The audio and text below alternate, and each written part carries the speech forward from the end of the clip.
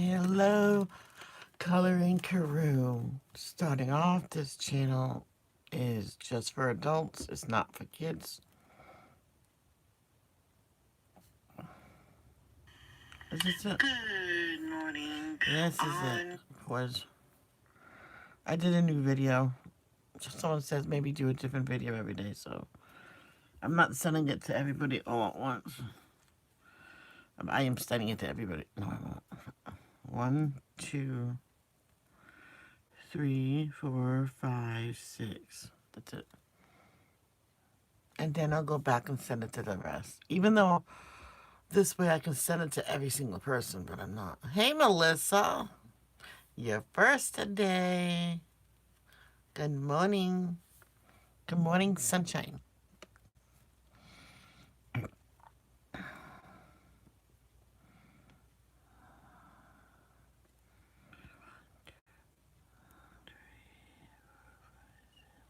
Did I send it to you? One. Just to the people that I know will come. I think that's just about it. I'll send it to him anyway. I'll send it to her. 1, 2,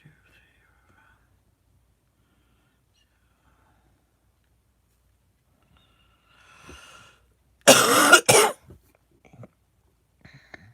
Hey, Ernie. Everybody hit that like button. Melissa, you didn't do it yet.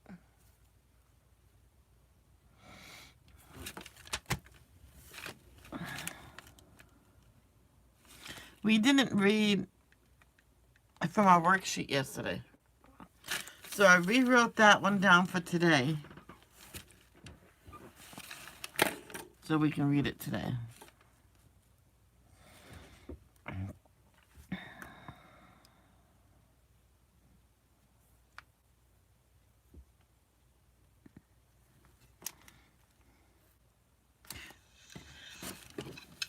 Hey guys, so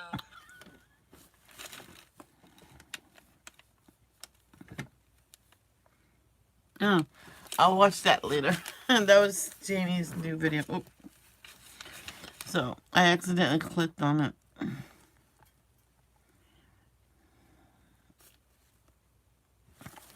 There we go. I got the chat up. Hi, Dizzy Izzy. Everybody hit that like button. Come on, chop chop.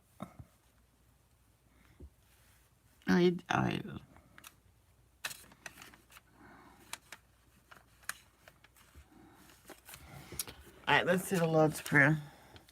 Our Father who art in heaven, hallowed be thy name. Thy kingdom come, thy will be done, on earth as it is in heaven. Give us this day our daily bread. Forgive us for our trespasses. Forgive those who trespass against us. Lead us not to temptation, but deliver us from evil. For thine is the kingdom, the power, the glory, forever and ever. Amen. Aha. Eventually, it clicks. That's why, as soon as I get the guts to fool around with the guitar, I will definitely do that. I mean, I'll be learning and learning and learning, and it'll be hard, and then all of a sudden, boom.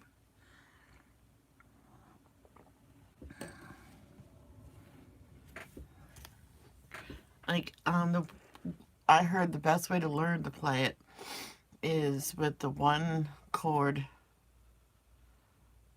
what do you call it? One chord songs. So, who's that? I don't care about. I'm live. Alicia, I'm live. So, oh my gosh.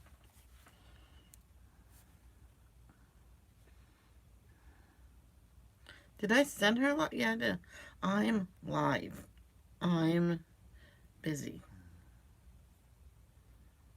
Sheesh.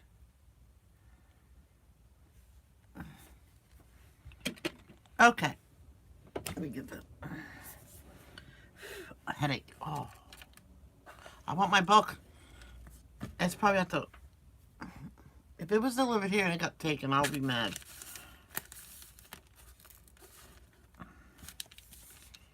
Stop. Okay.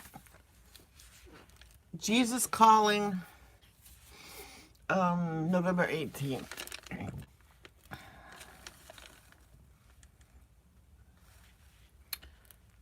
Right? Yeah, it's my day to read. Right, Arnie?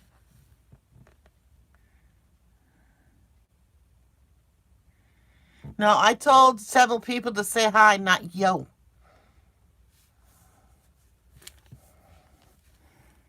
Okay.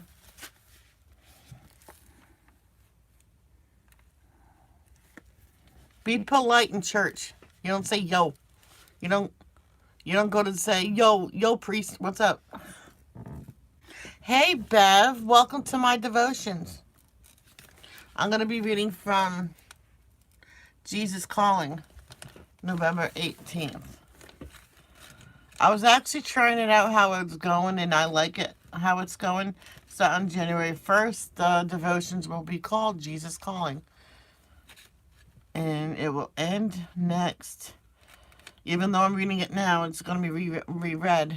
It's going to be finished at the last page. We can still read it every day. Who knows? All right. Jesus Calling, November 18th. Come to me and rest in my peace. My face is shining upon you in rays of peace, transcending understanding. What?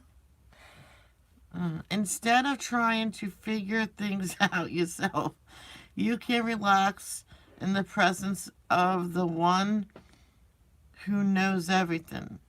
As you lean on me in trusting dependence, you feel peaceful and complete. This is how I design you to live, in close communion with me. When you are around other people, you tend to cater to their expectations. Well, that's true. Real or imagined. You feel enslaved to please them, and your awareness of my presence grows dim. Your efforts to win their approval eventually exhaust you. You offer the people dry crumbs rather than the living water of my spirit flowing through you. This is not my way for you. Stay in touch with me, even during your busiest moments. Let my spirit give you words of grace as you live in the light of my peace. Mm-hmm.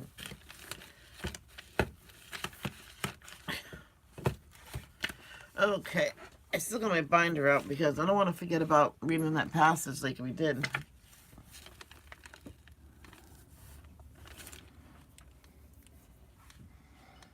Oh, good. Cajun goes live tonight. Yay. I miss her. All right, Philippians. Philippians is first. Oh, yeah. We're going to be reading Philippians chapter 4, verses 6 and 7. John chapter 7, verse 38. Ephesians chapter 5, verses 18, 19, and 20. So Philippians is first.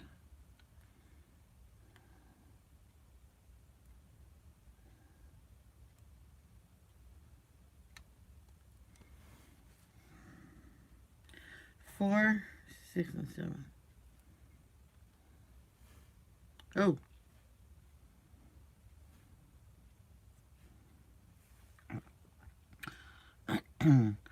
Don't worry about anything. Instead, pray about everything. Tell God what you need and thank Him for all He has done. Then you will experience God's peace, which exceeds anything we can imagine. His peace will guard your hearts and mind as you live in Christ Jesus. Next is John chapter 7, verse 38.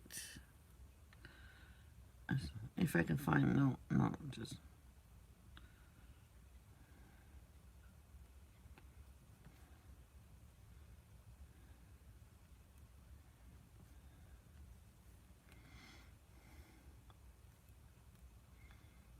It's supposed to be in blue. Where?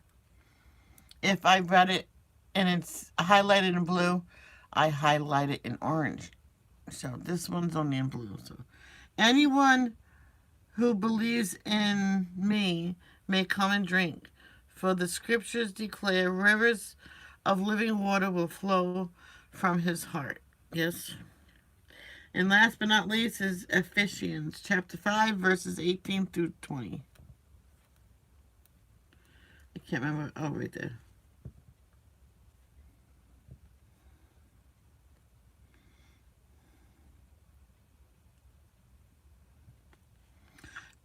Don't be drunk with wine, because that will ruin your life. Instead, be filled with the Holy Spirit, singing psalms and hymns and spiritual songs among yourselves,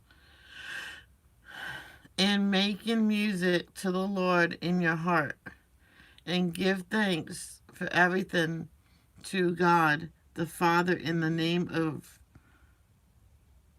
our Lord Jesus Christ. And that's it for Jesus Calling for today. And now we'll read those two passages. One's from yesterday. What the heck is this? Oh. Okay. Yesterday's, we didn't read it, but Romans.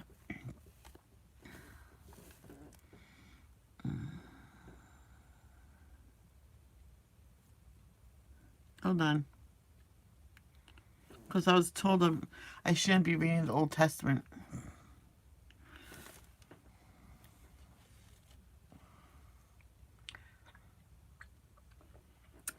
When you study the Bible, you read the Bible. You don't read parts of it.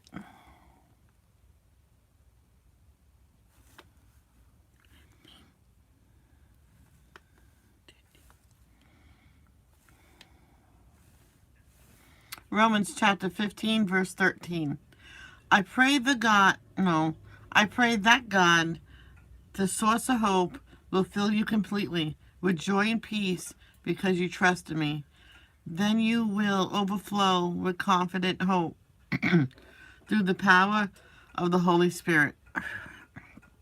And now today's passage is Psalms chapter 119, verse 111.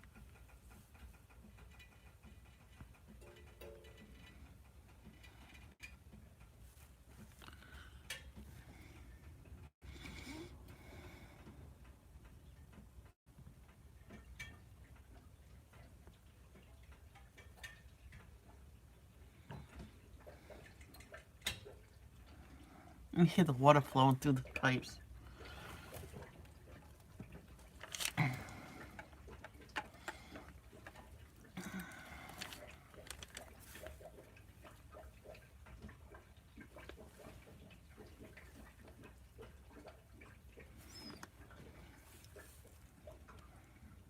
Psalms chapter 119, verses 111.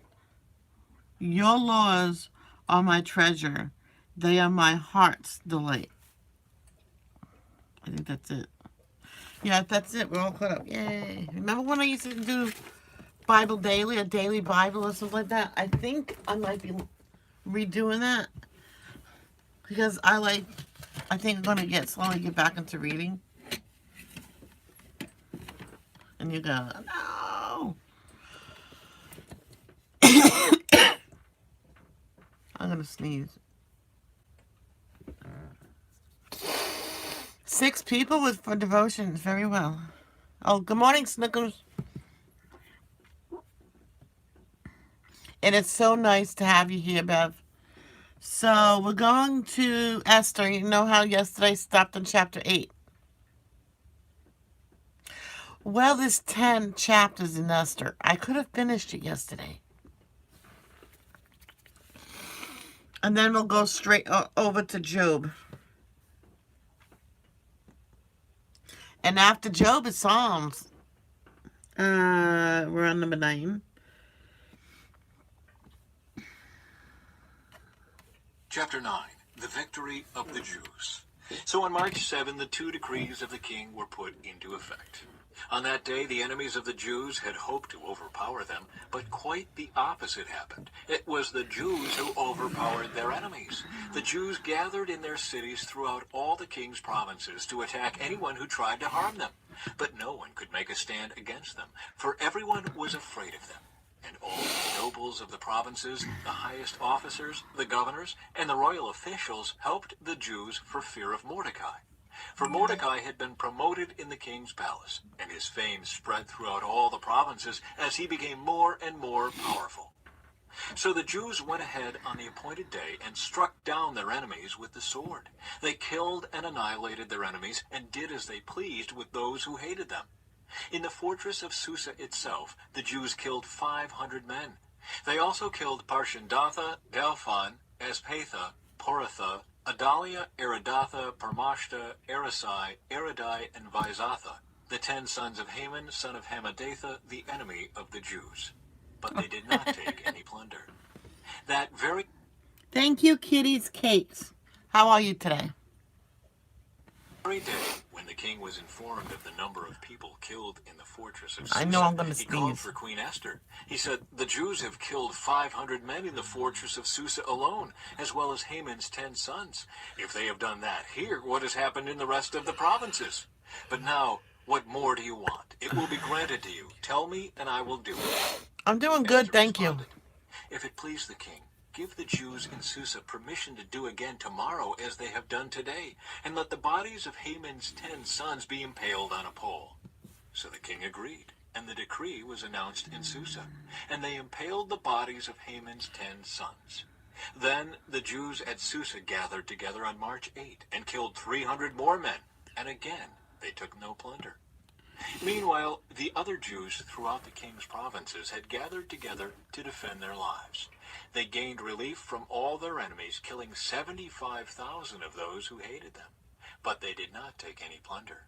This was done throughout the provinces on March 7, and on March 8 they rested, celebrating their victory with a day of feasting and gladness. The Jews at Susa killed their enemies on March 7 and again on March 8, then rested on March 9, making that their day of feasting and gladness. So to this day, rural Jews living in remote villages celebrate an annual festival and holiday on the appointed day in late winter, when they rejoice and send gifts of food to each other. The Festival of Thank you, Purim. kitties. Mordecai recorded these events and sent letters to the Jews near and far throughout all the provinces of King Xerxes, calling on them to celebrate an annual festival on these 2 days. He told them to celebrate these days with feasting and gladness and by giving gifts of food to each other and presents to the poor. This would commemorate a time when the Jews gained relief from their enemies, when their sorrow was turned into gladness and their mourning into joy.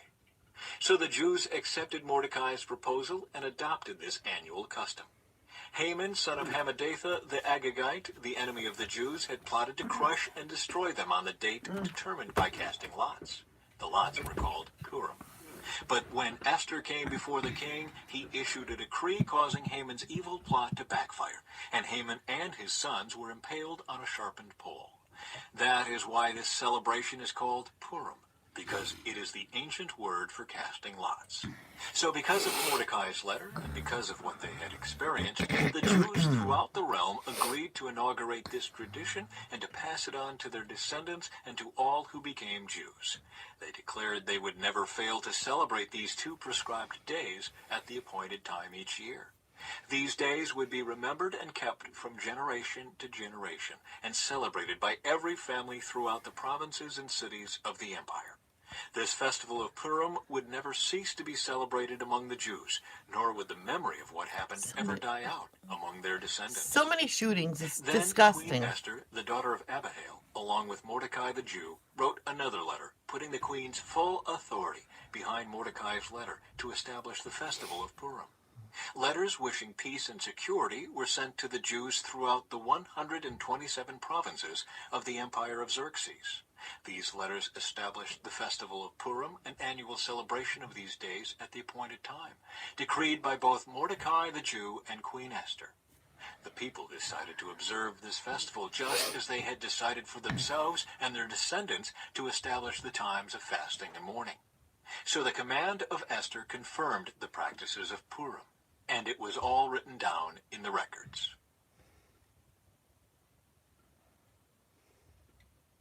Chapter 10.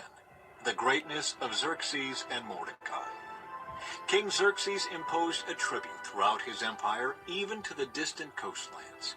His great achievements and the full account of the greatness of Mordecai, whom the king had promoted, are recorded in the Book of the History of the Kings of Media and Persia. Mordecai the Jew became the prime minister, with authority next to that of King Xerxes himself. He was very great among the Jews, who held him in high esteem, because he continued to work for the good of his people.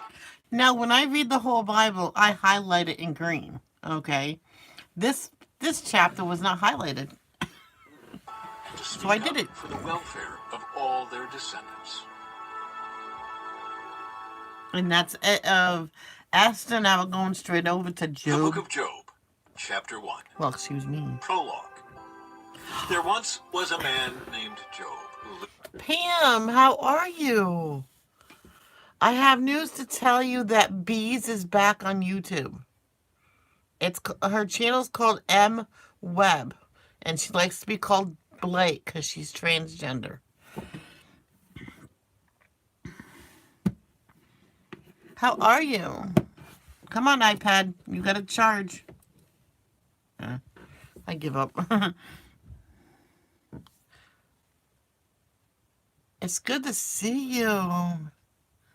Yep, and Darkheart was off. I think I told you, or I wasn't. Darkheart was off for a while because of cyberbullying, but he's black. He's back. It's the same account. But you have to re-support him, and his name is Blood Within. That's him. So.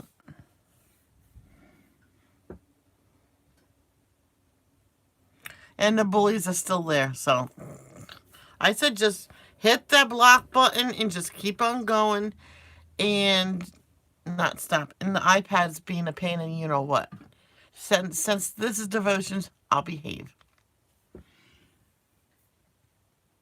It's so good to see Pam. I always get excited when my friend Pam comes. Lived in the land of Uz. He was blameless, a man of complete integrity. He feared God and stayed away from evil. He had 7 sons and 3 daughters.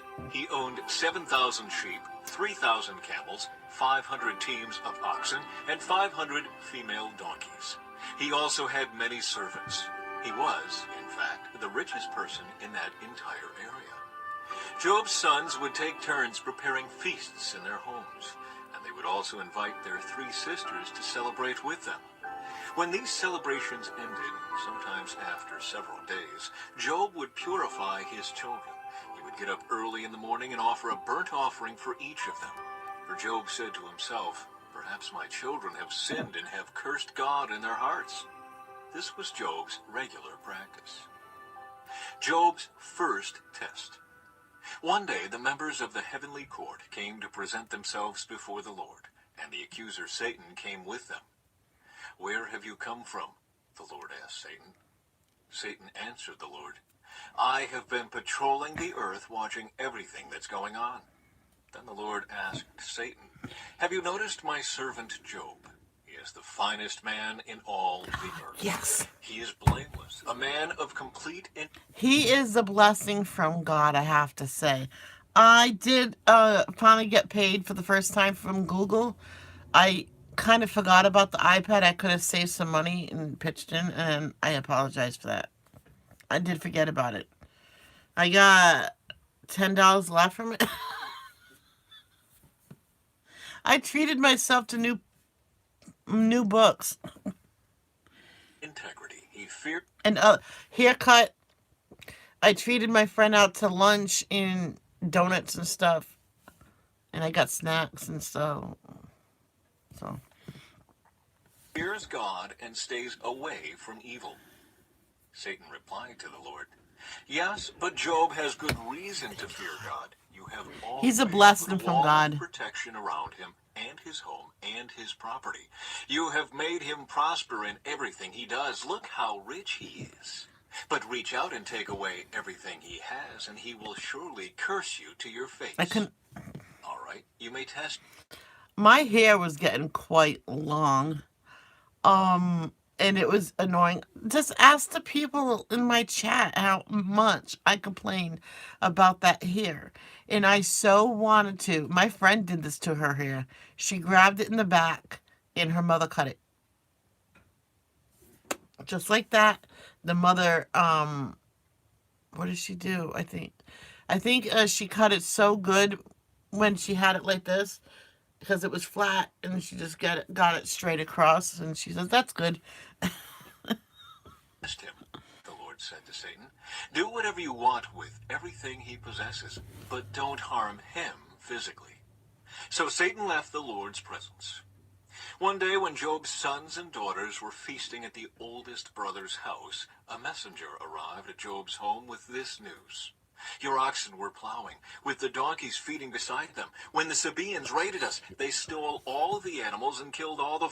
She might have been, I can't remember, but she did it so well. Her daughter's hair was quite thin, and I said a thinner hair should be shorter. Thick hair should be longer. Because when hair is well, except for now, I have my hair back because it's stupid today.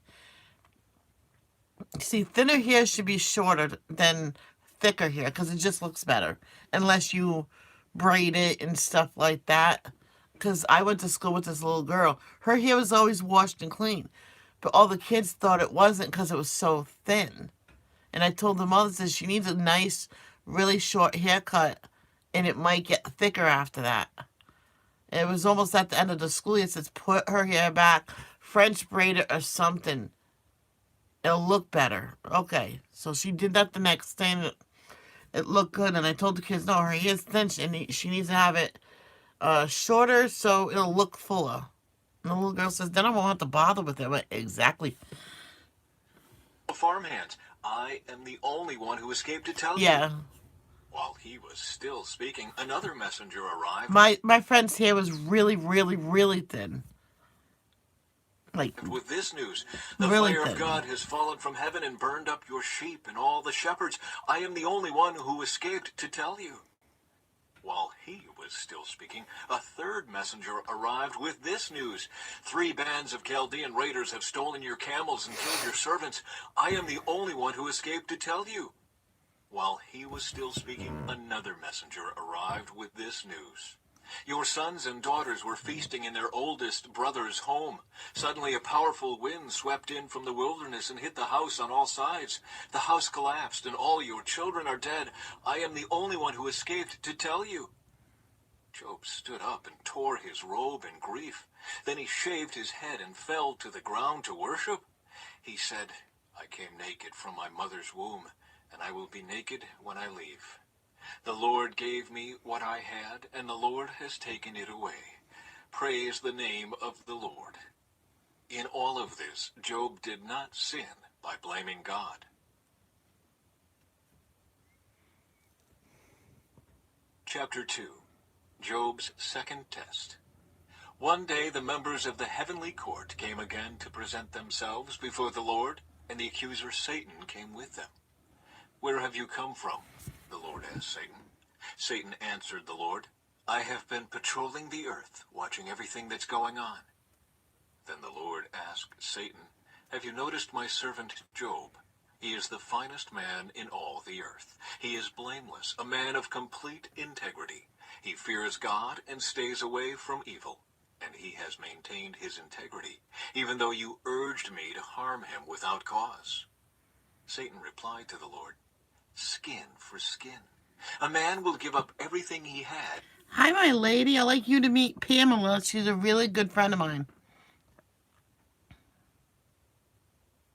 And Pam, that's my really good friend, Jamie. We like 2 peas and a pod. as to save his life, but reach out and take away his health, and he will surely curse you to your face. All right, do with him as you please, the Lord said to Satan, but spare his life. So Satan left the Lord's presence, and he struck Job with terrible boils from head to foot. Job scraped his skin with a piece of broken pottery as he sat among the ashes. His wife said to him, "Are you still trying to maintain your integrity? Curse God and die." But Job replied, "You talk like a foolish woman. Should we accept only good things from the hand of God and never anything bad?" So in all this, Job said nothing wrong. Job's 3 friends share his anguish. When 3 of Job's friends heard of the tragedy he had suffered, they got together and traveled from their homes to comfort and console him. Their names were Eliphaz the Temanite, Bildad the Shuhite, and Zophar the Naamathite. When they saw Job from a distance, they scarcely recognized him. Wailing loudly, they tore their robes and threw dust into the air over their heads to show their won't even grief. try. Then they sat on the ground with him for 7 days and nights. You No one charged said a all word to night. Job, Then all of a for sudden they you saw that stop. his Oh, suffering oh, was too okay. great for words. I get excited when it starts to charge. Chapter 3. Job's first speech. At last Job spoke, and he cursed the day of his birth. He said, "Let the day of my birth be erased, and the night I was conceived. Let that day be turned to darkness. Let it be lost even to God on high, and let no light shine on it. Let the darkness and utter gloom claim that day for its own. Let a black cloud overshadow it, and let the darkness terrify it. Let that night be blotted off the calendar, never again to be counted among the days of the year, never again to appear among the months. Let that night be childless. Let it have no joy. Let those who are experts at cursing, whose cursing could rouse Leviathan, curse that day." Oh, Pam, tell him to remember how we came up. Oh, I'm back. I'm back. I'm back. Hold on.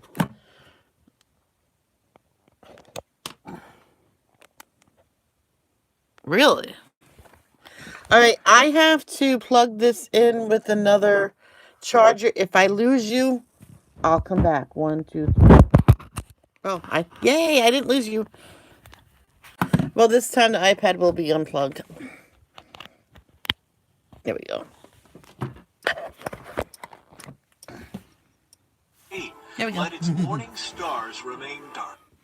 Yeah. Oh, we had an agreement how to say how I won. That you know what, Pam. Let it hope You for probably light, forgot. but in vain may it never see the morning light. Curse that day for failing to shut my mother's womb, for letting me be born to see all this trouble.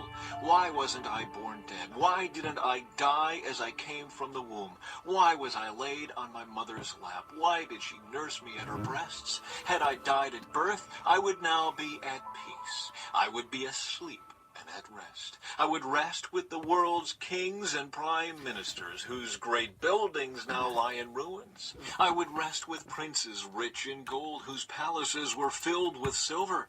Why wasn't I buried like a stillborn child, like a baby who never lives to see the light? For in death the wicked cause no trouble, and the weary are at rest. Even captives are at ease in death, with no guards to curse them. Rich and poor are both there, and the slave is free from his master. Oh, why give light to those in misery and life to those who are bitter? They long for death, and it won't come. They search for death more eagerly than for hidden treasure. They're filled with joy when they finally die, and rejoice when they find the grave. Why is life... What? Tell James hi. Who? My brother or what?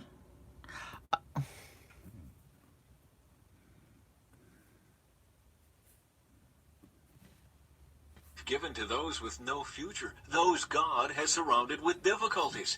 I cannot eat for sighing. My groans pour out like water. What I always feared has happened to me. What I dreaded has come true. I have no peace, no quietness. I have no rest. Only trouble comes. Yeah, Pam. Little James. You talk about my brother or the little boy James that comes in here? The 13-year-old. He's 13.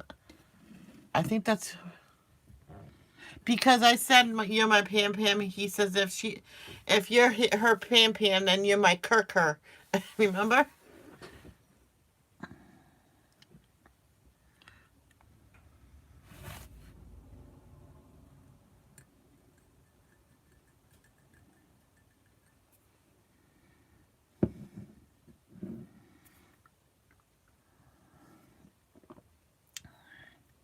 Well, anyway, Check. if you mean the little, yeah, the little kid. I'll tell my brother you said hi too. Um, well, he got into trouble. His grandmother said he did something when he didn't. So he says, but and he's in trouble right now. He's, I guess, in juvenile hall or something. I don't know. Chapter 4. Eliphaz's first response to Job. Then Eliphaz And before that, he sent me a guitar kit, and I kind of hopefully it's not from the money he took. the Temanite replied to Job, That's why I "Will haven't you touched be it yet. patient and let me say a word? For who could keep from speaking out? In the past you have encouraged many people. You have strengthened those who were weak. Your words have supported those who were falling. You encouraged those with shaky knees. But now when trouble strikes, you lose heart. Yes. You are terrified when it touches you. Doesn't your reverence for God give you confidence? Doesn't your life of integrity give you hope? Stop and think. Do the innocent die? When have the upright been destroyed? My experience shows that those who plant trouble and cultivate evil will harvest the same. A breath from God destroys them. They vanish in a blast of his anger. The lion roars and the wildcat snarls, but the teeth of strong lions will be broken. The fierce lion will starve for lack of prey, and the cubs of the lioness will be scattered. This truth was given to me in secret, as though whispered in my ear. It came to me in a disturbing vision at night, when people are in a deep sleep. Fear gripped me, and my bones trembled. A spirit swept past my face, and my hair stood on end. The spirit stopped, but I couldn't. Thank you for stopping by, Pam. I really appreciate it. You have a good day in class and pay attention to the teacher. Take care. God bless. See its shape. There was a form before my eyes. In the silence, I heard a voice say, "Can a mortal be innocent before God? Can anyone be pure before the Creator? If God does not trust his own angels and has charged his messengers with foolishness, Put your thinking how cap much on. less will he trust people made of clay? They are made of dust, crushed as easily as a moth. They are alive in the morning, but dead by evening, gone forever without a trace. Their tent cords are pulled, and the tent collapses, and they die in ignorance." Chapter 5. Eliphaz's response continues. Cry for help, but will anyone answer you? Which of the angels will help you?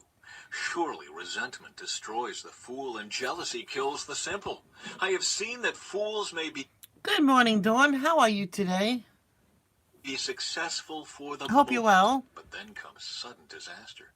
Their children are abandoned far from help. They are crushed in court with no one to defend them. The hungry devour their harvest even when it is guarded by brambles. The thirsty pant after their wealth. But evil does not spring from the soil, and trouble does not sprout from the earth. People are born for trouble as readily as sparks fly up from a fire. If I were you, I would go to God and present my case to him.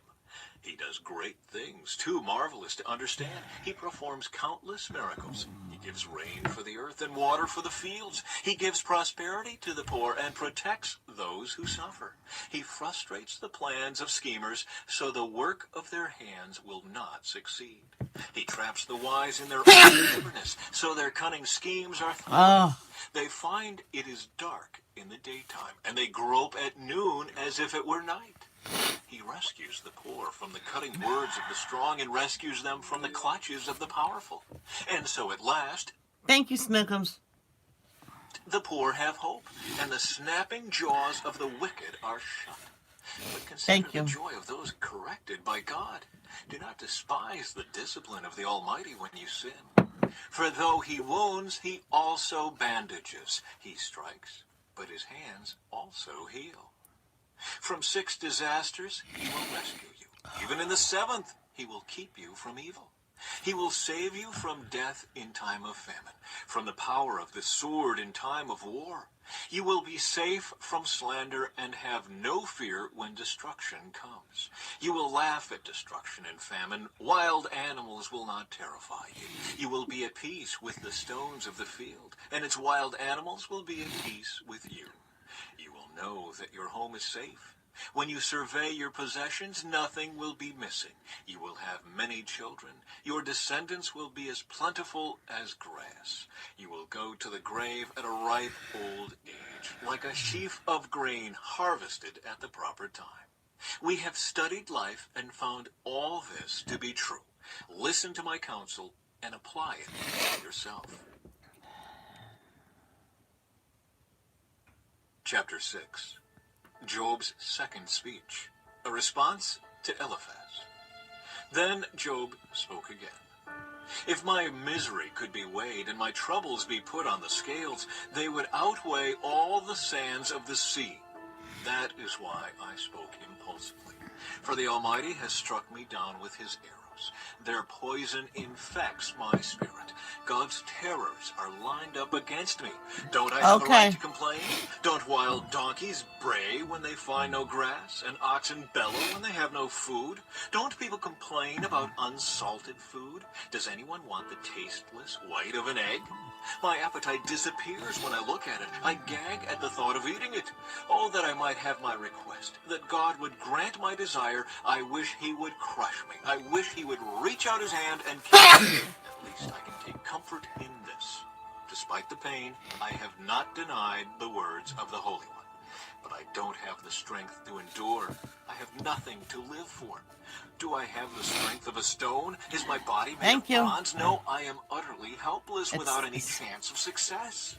One should be kind to a fainting friend, but you accuse me without any fear of the Almighty. My brothers, you have proved as unreliable as a seasonal brook that overflows it. Sorry, Snookums. I sneezed and nearly blew her off the bed.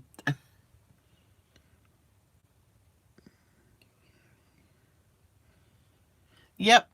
Yep. A lot of people say, "Oh, you're getting cold." I'm like, "No, it's allergies. I'm always like that. I'm in the attic. There's a lot of dust, in the attic and stuff. Even when you dust and everything, there's other stuff in here that can probably aggravate you."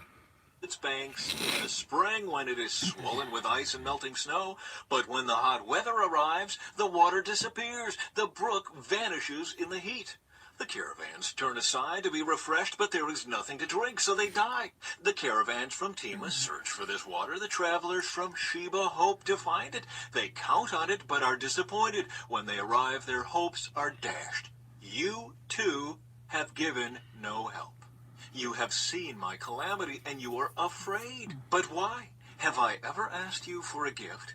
Have I begged for anything of yours for myself?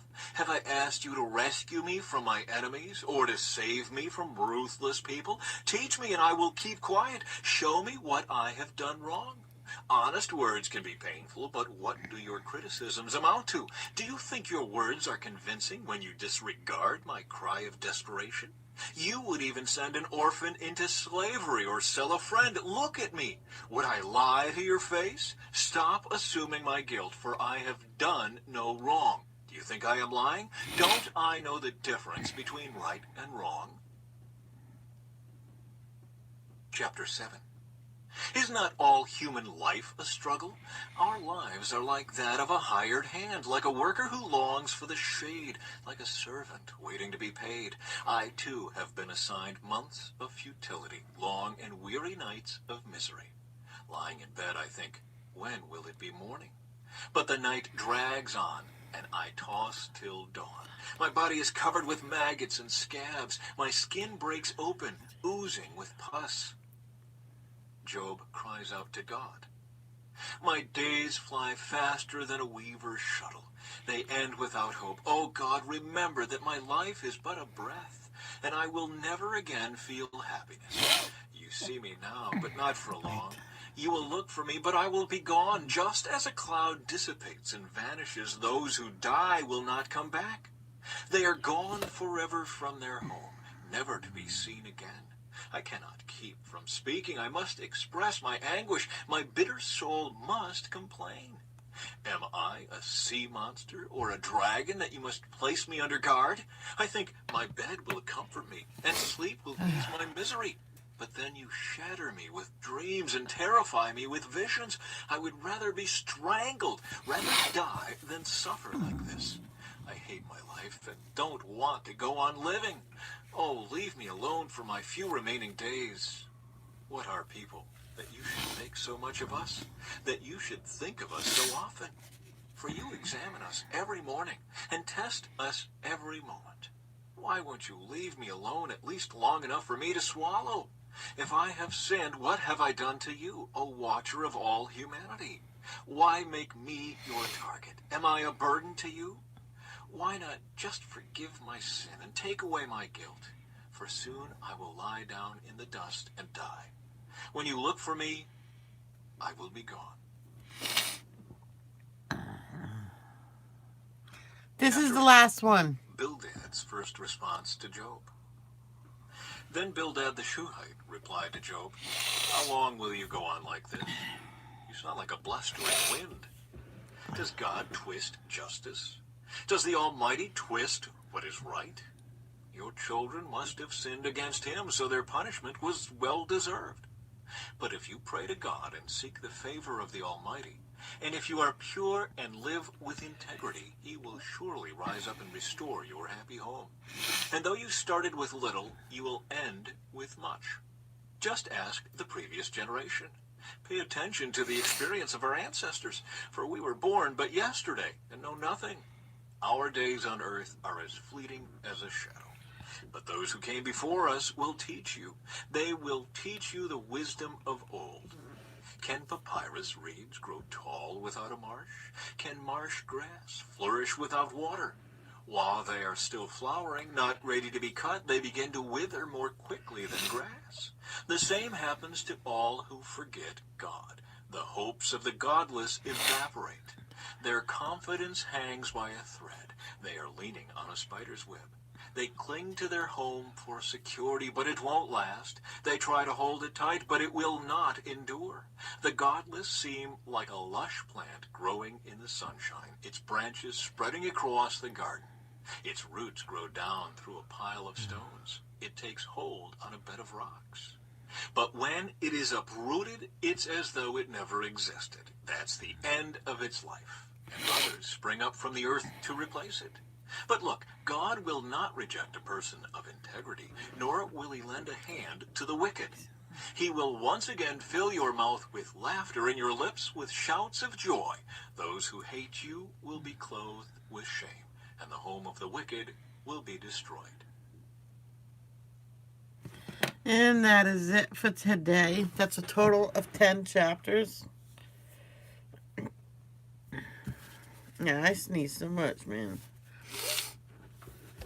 And I will see you later because most likely I'm not going to the gym because everybody's busy this morning. So I'll go tomorrow and work out later. I think I might work out later on today. Oh, excuse me. Excuse me. So I am going to say thank you to every single person that came. Dawn, thank you for coming. My lady, thank you for coming. Layla, thank you for coming. Melissa, thank you for coming. And Pamela, thank you for coming. Even though you're not here no more. And Kitty's Cakes, thank you for coming. Alicia, thank you for coming. I did not see you here. Yeah, I see you. And Snookums, I saved you best for last. I saved you for last. You're number one. So, because you... Well, a lot of people's number one, but if I never met